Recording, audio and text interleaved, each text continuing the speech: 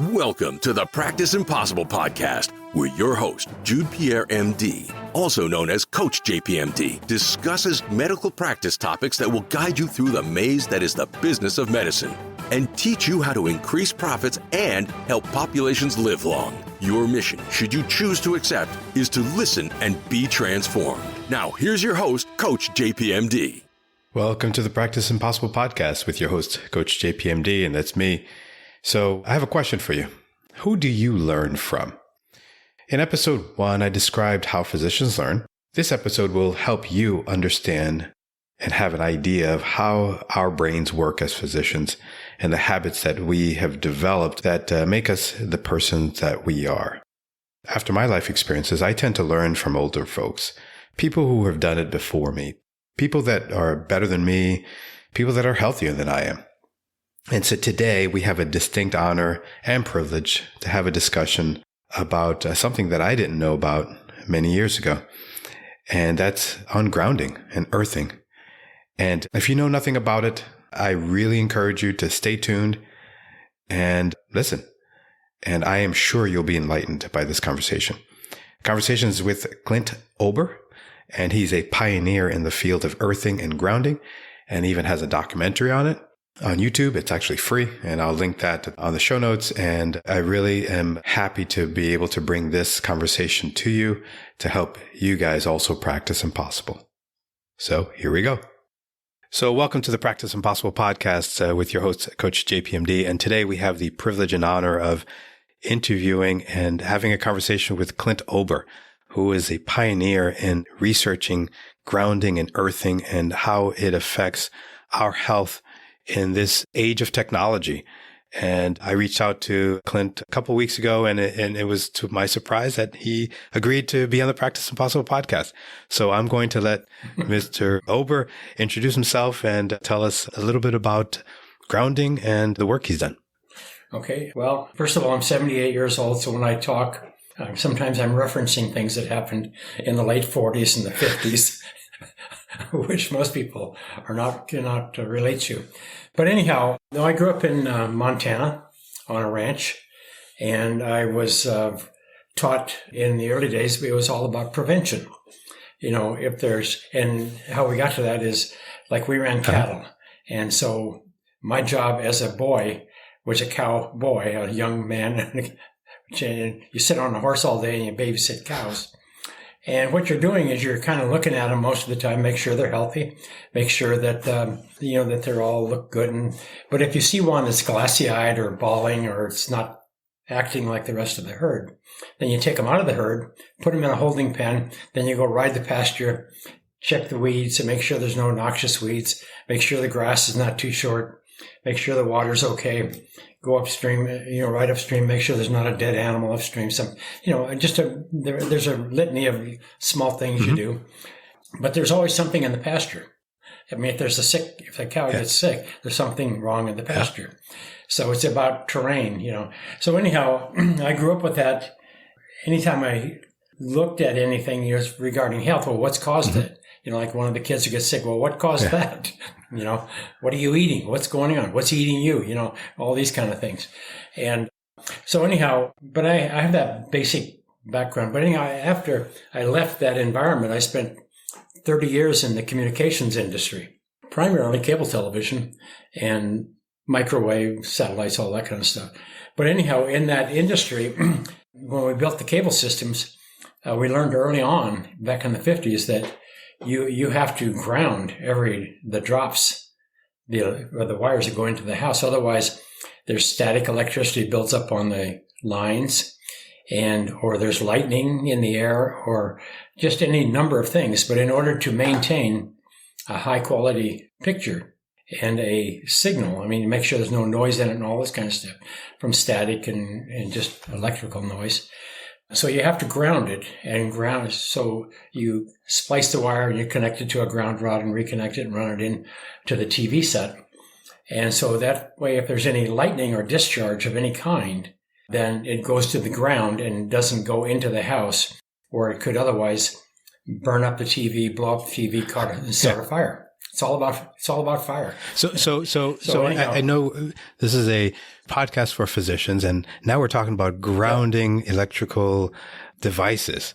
What does that have to do with us? What does it have to do with humans?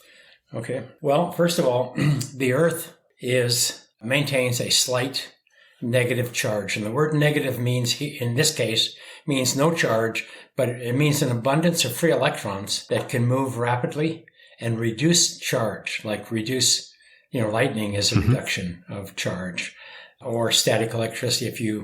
Anytime you ground anything, what you're doing is you're connecting it to the Earth so that the electrical surface charge of the Earth migrates up the wire, and then it grounds the chassis of a refrigerator or a computer or anything in order to prevent the possibility of an electrical event where somebody might get hurt. Because if it's at Earth potential, then it'll just blow a fuse. Okay, if there's a problem in a refrigerator or something. So, but anyhow, the human body, again, you got to use cowboy logic here. Sorry to interrupt, but you're a wise cowboy, because at the beginning you said, you may need some direction. We like to hear wise counsel at Practice Impossible, because, we are younger physicians, and, sometimes we think we know everything, but I think our wiser counterparts probably know more than we do. Well, it's, what age brings to the table is experience. Yeah. And it's not that you know exactly what to do, but you know what not to do more than anything. And then you're only left with those few things that seem to work. But anyhow, the human body is conductive. It's electrical first, chemical second, because you have to move some electrons in order for, chemical changes or just anything goes on in the body. So you have to think about the body being electrical first. And then you have to go back and think before 1960, we were mostly barefoot. I was as a kid. And we wore shoes to go to school or events, and they were leather. And if they got wet, the water would, when they dried, they would ruin them. So you had to, if it was wet outdoors, raining, you took your shoes off and carried them. Or you had those dorky old galoshes. But anyhow, the point was, before 1960, we were primarily barefoot. Okay, so when a human being stands on the Earth, because it's conductive, it conducts Earth's negative charge. The body's an electrical conductor. So it's negative. And there's only one thing the ground does, is reduces charge. We don't know that it does anything else, but it does maintain electrical stability. In electrical, like a computer or the internal workings of anything electrical. Well, human body is the most electrical thing on the planet. There is nothing more electrical. Every cell, every thought, everything is frequencies and electrons and protons and everything from metabolism to ATP, you name it, it's all electron based, the electron transport chain, everything. We do EKGs, we do electrocardiograms, we do electroencephalograms. Those things are exactly conductive. So it's all electron. So anyhow, there's more to the story, but in short, I just one day accidentally was messing around, and I had a computer that kept crashing. And it was back in the 90s. So you get static electricity on your body and you touch an Apple computer or one of those that weren't grounded, and the computer would glitch up. Then you'd have to shut it down, bring it back up, and then continue on with what you're doing. And I got really tired of that day, so I took a piece of metal, copper tape, laid it across my desk, connected it with an alligator clip and a wire to an electrical ground. So then I would touch the ground strip before I would touch the computer, got rid of my problem. So let's dive into that, because you said you connected a copper wire onto your computer and you connected it. It was tape. I just laid it down on the desk in front of the computer. So where was it connected to? Well, I connected it with a wire to the electrical ground. The little third. So you actually did it in the third hole. So some of the people in the audience may not know what that is. So where does that third hole go? What is that? You mean third hole in the socket in the Yeah, in all electrical sockets have a ground. And any home, probably after 1970, they all have a ground wire in the walls. So that little hole is connected to a ground wire that goes throughout the house, and then it's connected to a ground rod that is driven into the earth. So it has nothing to do with the current electricity. It has everything to do with bringing the electrical potential of the earth to that point, or to anything that's has a ground pin on it, in order to maintain it at earth potential, safe earth potential.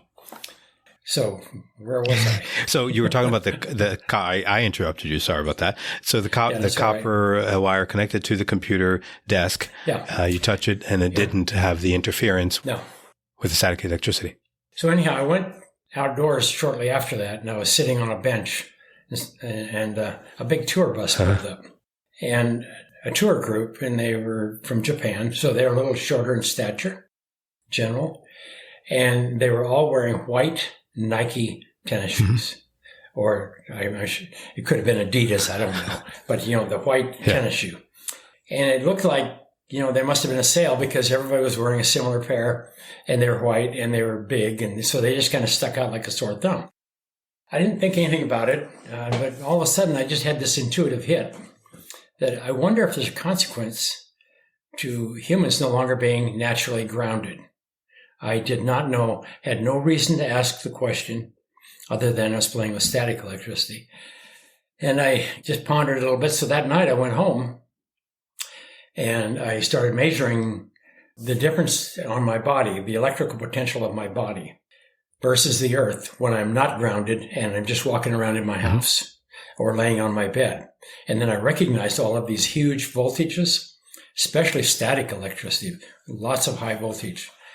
If you see a spark come off your finger on a doorknob, that's 4,000 or 5,000 volts. Really? So it's huge. Yeah. So it's big numbers. And it's like in the early days in cardiovascular when they were doing open heart surgery, the number one thing that killed people was static electricity leaking into the body. Huh. So people weren't even aware of static electricity. I mean, except for gasoline companies and dynamite. And then the chips and everything came later. But so anyhow, I started playing with it. So I thought, just out of curiosity, I did the same thing I did at work. I went to the hardware store and bought a roll of 3-inch wide metal duct tape. And I laid it on my bed and connected it to an alligator clip, threw a wire out the window, connected it to a ground rod in the earth. And then I took an electric meter and a voltmeter and connected it to the ground rod. And then I would lay on the tape, and then I would touch the voltmeter with my body. And then if it went to 0, I knew I was grounded. I knew it was like standing barefoot on the earth. And when I wasn't, then I would have all these voltages on me. So I thought, wow, there's something here. And so the most amazing thing, I was about 50 years old. I was a skier, cowboy, tennis, I've done it all. But I had more aches and pains in my body than a drunk punch boxer or punch drunk boxer, whatever you call it. And anyhow, so for me to go to sleep, I usually had to take Advil or I would just leave the TV on until I went to sleep. But anyhow, that night, all I remember is I was playing with the meter, and the next thing I knew, it was morning, and the meter was down by my side. And I thought, wow, there's something going on here because I don't fall asleep like that. So anyhow, a couple of days later, I did it. I did the same thing over for a couple of times. And then I went and got a hold of a couple of my friends that lived in the neighborhood. And I said, you guys need to try this. And, I could be nuts, but you need to try it. And I said, because nobody sleeps well. Nobody in America sleeps well. So anyhow, I said, let's do it. And so we connected them up. Sure enough, a few days later, they came over and said, well, yeah, this really helps you sleep. And then the one guy, he said, he says, do you think this could be helping my arthritis? Because my arthritis has gone way down. And I said, I don't think so. I said, I think it just helps sleep by getting the voltage off your body. And then I realized that, wow, my pain is way down. So then I didn't know what was going on. I had no idea. I just said, this is really interesting. And so I just thought, well, it's something we don't know about. It's something that everybody in the world knows about, but we just don't know about it. So then I started doing research, and there's nothing in the literature that speaks to reducing pain or improving sleep by grounding. Nothing whatsoever. Now, there's a lot of, now that I wrote the book and everything, there's a lot of people stepped up and brought things forward that were historical 100 years ago, 200 years ago. And, it's 1,000 years ago, they would tell people to bury their feet in the earth and it would heal your gnarled bones, meaning arthritis. And stuff. And then Native Americans, where I grew up. I mean, I often talk about a story about a young girl. She was maybe 6 or 7. She had scarlet fever, and she was Native. I mean, lived on the reservation. And my best friends growing up were Native Americans, so I would spend a lot of time in that environment. And one day we went home, and I saw. I mean, they had brought the girl home, and they said there was nothing they could do for her. So one of the elders, they went out and they dug a pit in the ground that was about maybe, I don't know because I was younger then, mm-hmm. But anyhow, they dug this little pit in the ground, put some straw in it, and they put her in it, covered her with a blanket, and they built a fire next to her. And the elders took turns just sitting with her 24 hours a day. And 3 or 4 days later, she broke fever, got up, and started moving around. And they didn't expect her to live. And it was a big cause of death back in those days. But anyhow, mm-hmm. So there's a lot of anecdotal stuff. Yeah. But that all showed up after the fact. So, and you're not a physician. You're not medically trained, right? No. So the only thing I know is electrical. Yeah. I look at everything electrical. So were you an engineer? You have an engineering background, or what did you? I was more of an entrepreneur. Okay. And I used to hire engineers right and left to help build cable systems. Okay. I was the first person to ever put data over a satellite and feed it to a personal computer. I think differently than everybody else. I saw a computer as a TV set without a signal, so I needed a signal. So we went around the world and gathered up all of the news wires and international feeds, mm-hmm. From Kaido from Japan, TASS from Russia, all of them. We put them in a unified data stream, put them over the satellite, feed them into the back of a computer. Now you could have your own little do your keyword search on a data stream and create your own little newspaper. This is back in the time when Woz and Steve were in the garage and the internet was not something any of us ever heard of. Yeah. But anyhow, awesome. So I guess I just see things differently. I don't know why. But anyhow, back to... So you created your own experiments, and those experiments now have been reproduced. And so what have you seen as, and by the way, we're going to share a lot of this research in our show notes at the end, but what have you seen as one of the major effects of grounding in terms of illness? You had the anecdotal arthritis and sleeping, but, I've seen studies where they actually show increase in blood flow in your face when you ground your face with skin lesions and things of that nature. What have you seen as the study that kind of is prominent? Well, I've seen it all because I didn't do the studies, but I promoted them, sponsored them, pushed, prodded, and got everybody to get them done. But I think the most important thing, first of all, you have to understand that what we recognized, first of all, was pain disappeared when you're grounded. Mm-hmm. It didn't matter whether it was flaring arthritis or crippling, that chronic pain, or later we found out lupus, MS, any of these flaring diseases, inflammatory flares. But anyhow, at that time, nobody had heard of the word inflammation. Back in late 90s, it wasn't in the language. Doctors nobody talked about inflammation. They talked about oxidative stress. Mm-hmm. But anyhow, inflammation was the first thing that I ran into a doctor by the name of Stephen Sinatra, who was a cardiologist. And I liked him because he understood electrical.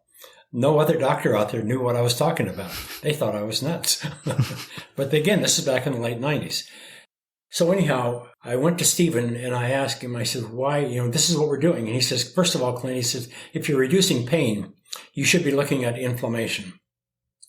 and this was when some of the early studies were being done in 202, 203 on inflammation. Yeah. And he said, you need to be looking at inflammation because you can't have pain. Pain is a byproduct of inflammation. Body's on fire, inflame, body's inflamed, body's on fire.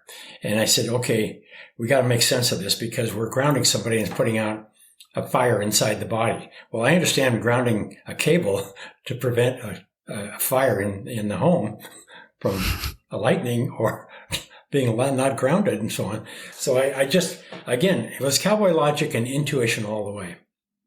It didn't make sense because I could go to the literature. There was nothing there. Yeah.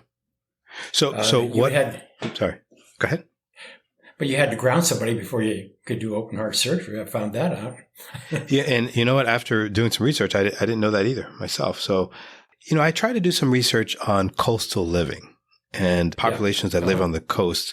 Do they live longer than we do? And there's a couple of anecdotal research studies that show that if you do live on the beach coast, that you live longer. Have you seen that? Because my idea is, hey, you live on the coast, you're probably near a beach, you're probably on sand, and you're probably grounding more.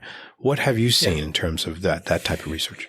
Well, here's a good example. Like if you get up around Montana, going into Canada, that's called the autoimmune belt around the globe. Huh.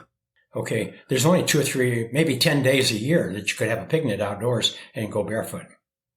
Other than that, you're wearing shoes at all times, and then you're wearing heavy fur-lined boots all winter. Yeah.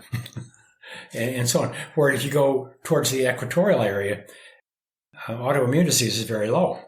And so the corollary to me is very simple. It's people, south of a certain latitude, they wear flip-flops and go barefoot. Now, so does leather conduct? Does leather? Yeah, leather. Yeah, if you wear a leather boot or a leather shoe, your feet sweat profusely. I mean, as time goes on, even with socks on, they sweat, and so that perspiration hydrates the sole of the shoe, and then the body salts build up. So they're semi-conductive. Mm-hmm. So in nature, if you are wearing moccasins or whatever, or leather of some kind, then you're grounded. It's fascinating that we haven't had the large clinical trials, or have we had the larger clinical trials sponsored by big universities to look at this research? Have you seen any of that? Well, I've been trying I've sponsored all the studies that have been done to date. There's about 30 peer-reviewed published studies. They were all proof of concept studies, just to show that no matter what you do to the human body, because it's electrical and systemic, no matter what you do, grounding affects everything in the body. And I can tell you how and why, but people are interested. There's scientists, the researchers, and a lot of them saying, how in the hell did we miss this? But then 5 minutes later, they go back to what they're doing because their life and their livelihood is about what they do, their research, their thing. I'll give you an example. This is not to pick on doctors at all. You can pick on me. You can pick on me. No, I don't want to pick on it. I wouldn't be here if it weren't for good doctors. But anyhow, I have some friends in Southern California, cardiologists. And one of them, he has like 3 or 4 cardiologists and half a dozen staff, all that kind of stuff. And they started buying our recovery bags or some of our grounding products. And he would buy every 6 months, he'd buy some more. And one day he called me on the phone. I said, I'm going to be going by. I'd like to stop by and I'll drop them off. But I'd like to just meet you. And so I went in, sat there and visited with him. And I said, well, what do you do with these things? And he says, well, we use them to stay off the hypertension meds. And I said, what are you talking about? Doctors don't need hypertension. Cardiologists are supposed to be smart, healthy people, And he said, no. He says, keep the staff happy and so on. I said, well, why don't you give them to your clients? He says, oh, we could never do that. He put his hand on my shoulder and he pointed at the door and he said, look, he says, every time somebody walks through that door, they're worth about $10,000 to us in testing and all that stuff. And if I don't get them script, if I don't write them script, they're going to go to somebody else. Mm. But once I get them on the test, get them on the script, then they're going to come back and see me every 3 months or whatever. That's my cable system, my cable television revenue. But anyhow, but the point was this. Yeah. He said, listen, I went to school for 12 years, maybe 13, and I still have debt. I'm married to a woman who's married to a doctor who expects to live like a woman who's married to a doctor. And I have all this staff and I have to pay them. So I can't tell anybody to go home, take their shoes off, get grounded, get well for free. Get grounded and get well for free. He said, it's not the model. We have grocery stores, we have automobile dealers, we have doctors, we're caught up in this system. Yeah. And we can't break free from it because we have to create revenue to pay taxes and to pay wages. Yeah. And so pay school debt. Yeah. And I'm here to say that we can break it. And that's what we try to do. Well, you can. I think that's happening more today. 20 years ago, it was not. Yeah. Oh, so you're talking about 20 years ago. This is 20 years. No, I was talking about 20 years ago. Yeah. This was 20 years ago. Yeah. So anyhow, but we have to get back to the story for a little bit. Yeah. The first thing that we had to learn is what's the mechanism of action? How does grounding the body reduce pain? Yeah. We know how it prevents fire by grounding charge and not letting it get it to the earth rather than burn up a house or burn up something. So as time went on, I started doing a little bit of research, and I ran across a paper that explained white blood cells and neutrophils, macrophages and cytokines and everything. And when I read that neutrophils, if you have a pathogen in your body, a neutrophil will swim over. Mm-hmm. The immune system sends it over, however that all works. And it will wrap itself around a pathogen or a damaged cell. It's kind of like a jelly cell. You can actually see pictures of it. Mm-hmm. And when it does, once it encapsulates the pathogen, then it will release what you call reactive oxygen species. Now, the word reactive, to me, that's an electrical term. So what it is, these reactive oxygen species are electrically charged molecules, and they're electrically charged because they're missing an electron, or they have an electron imbalance. And so what they do is because they're reactive, they can strip an electron from a pathogen, and that's how the body oxidizes and destroys pathogens or damaged cells. Mm-hmm. It's pretty simple. And so I understood that was my first clue. The second clue was, and it took a little while to figure this out, but once we realized that because people are no longer, when you ground the body, it puts the fire out. So that means the body's short electrons, short of redox potential, short of potential to reduce hydrogen, however you want to, whether it's pH imbalances, it's all the same thing. It's all a measure of voltage. Yeah. And it's all a measure of electrons. So I started looking at it, and then all of a sudden one day the light bulb went off that there's not enough electrons in the body. So when we ground the body, then the body becomes saturated, instantly touches the earth. It equalizes with and absorbs and the body is at earth potential, meaning it has the same amount of free electrons as the earth itself does, per rata. So then we started grounding people, and immediately pain would go away. And then we started to recognize that it was the immune system itself. Back then, it was about oatmeals for antioxidants and blueberries and all of this craziness. The body doesn't work that way. The body's systemic, and it's a whole different thing than people on Main Street understand. So I thought, well, okay, what's happening here is the backstory. So basically in 1960, 90% of the visits to a practitioner were for infectious disease, mm-hmm. childbirth, and acute injury. Maybe 10% for mental, stress, those kind of things. Today, probably 95% or more of all visits to a practitioner are for an inflammation-related health disorder, meaning everything from autism to cancer to lupus to MS to Parkinson's. All of these modern degenerative health disorders are inflammation-related health disorders. So what I figured out was it's the immune system itself that is causing the inflammation. Yeah. Because the immune system is sending out a neutrophil, it oxidizes the pathogen. And if there's not enough redox potential or enough free electrons to reduce any remaining radicals, then they're going to go snatch an electron from a healthy cell, damage it.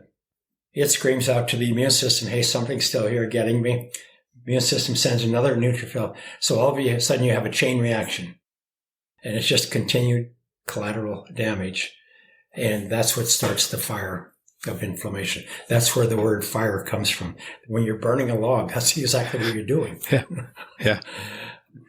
So anyhow. So I think what you're describing is something that we as practitioners, as providers, don't necessarily understand sometimes. And we treat it, we put Band-Aids on the problem. Yeah. I had a patient today that was asking for a drug that she used to take that was to treat a disorder that she had that I had never prescribed before, because I think it was for diabetes. And I said, well, have you been walking?